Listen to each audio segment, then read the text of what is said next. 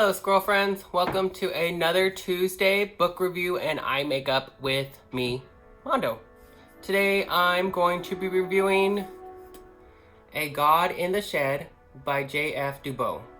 This book is considered horror for very obvious reasons. Like, you can just look at the cover and look at that. That's gross but cool, right? It's a very interesting looking cover. So, when you come into the story, you are in the wilds of Canada. I think it's pre-1900s.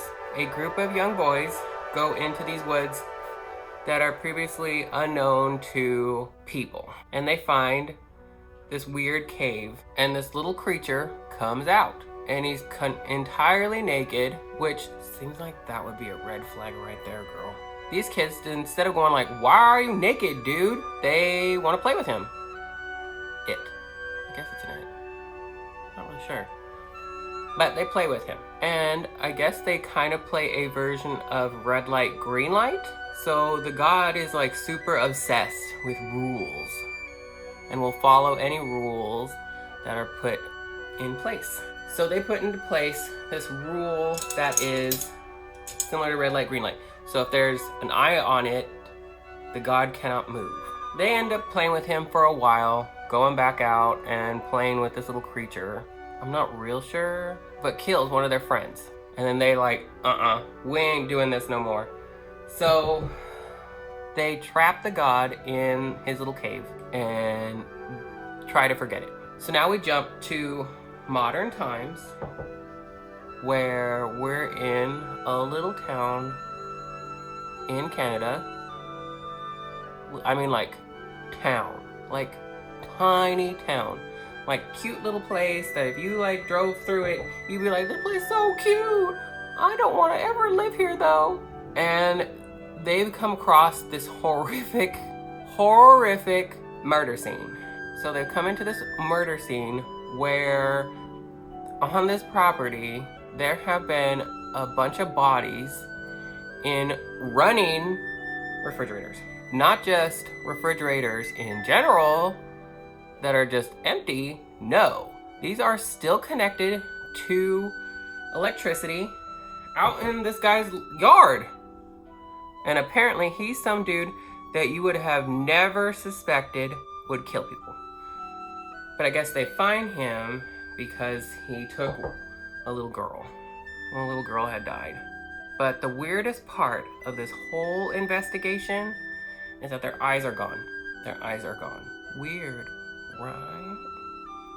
Or does that sound vaguely familiar to you? Does that sound familiar?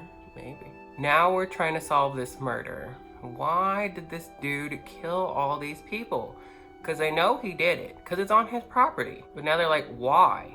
Why did you do this?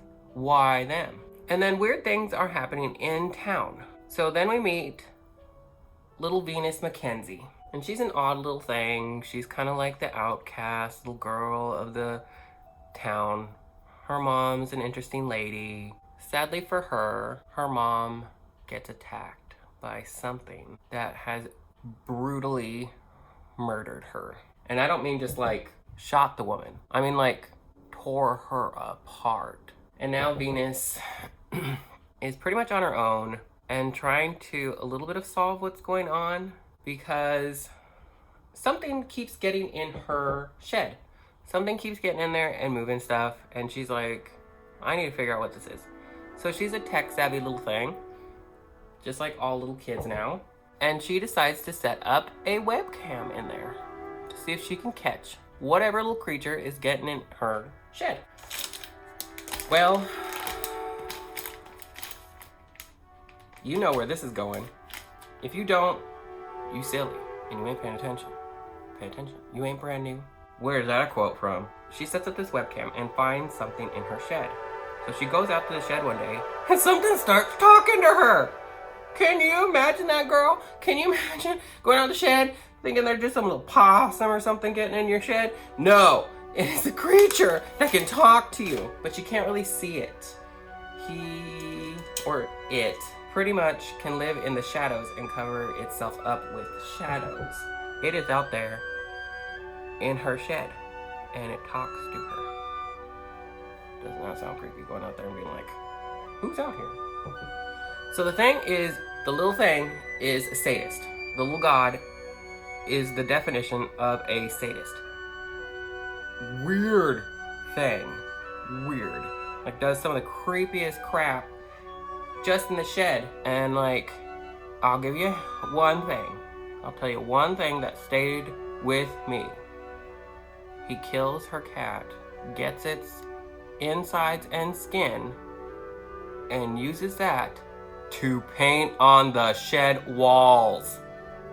It paints on the shed walls with its viscera.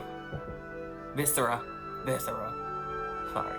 And then the girl's like, you can't just kill my cat like that. That's not cool, dude. You can't just kill my cat. So he's like, yeah, I guess that's not nice. And he brings it back. But he brings it back with no skin. Oh, and the cat just walks around like has no skin, doesn't even know.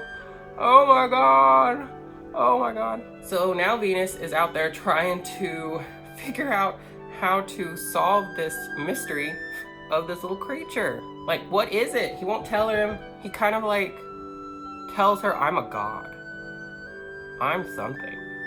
I have crap on people. I'm gonna put on my eyeliner. Right back. Okay, so now Venus is out there trying to figure out what is going on, because at the same time that all this crap is going down, her mom's dead, all this stuff, and then what rolls into town? A traveling carnival circus. Carnival circus. Carnival? That rolls into town. And you're like, what? Out of this little town, a carnival is just gonna come in? Seems a little odd. But remember those little boys at the beginning?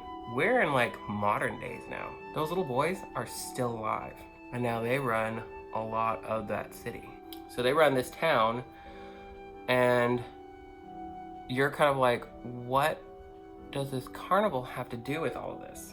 And how is Venus gonna get this god out of her shed? And how is she gonna keep him from doing all this stuff? I loved this book.